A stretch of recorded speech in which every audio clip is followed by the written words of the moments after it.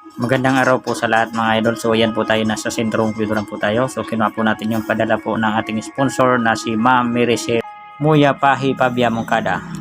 Maraming salamat po madam. Yan po mga idol. So bumili po tayo ng prutas para madala po sa kanya.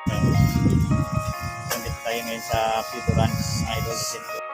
Yan po mga idol. So bumili po tayo ng gatas. So bali dalawa po yan. Isang maliit saka isang malaki. Yung adult po yung binili natin. Saka dalawa pong biscuits, saka yung Lucky Me. So meron po din po yan na asukal mga idol.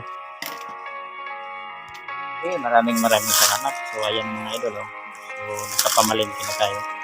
Galing tayo ng Pidoran ng prutas kanina. So nandito tayo ngayon para bumili ng gatas.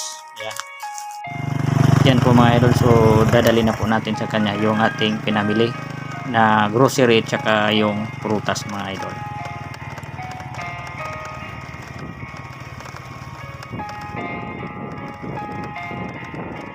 Bali po mga idol, so dinala ko na po yung pinadala po ni Ma'am Miricel Muya Pabia Mongkada.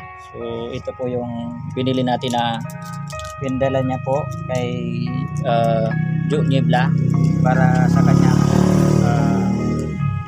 para lumakas yung kanyang katawan. Ito may gatas, yan, dito po yan. So bali po naabutan ko po siya dito. So dito na po yung ating yung nagtitherapy sa kanya. Ayan po. Ayan po, inaabutan ko po dito sa bahay niya. Nagpa-therapy po siya ngayon. Ayan po mga idol.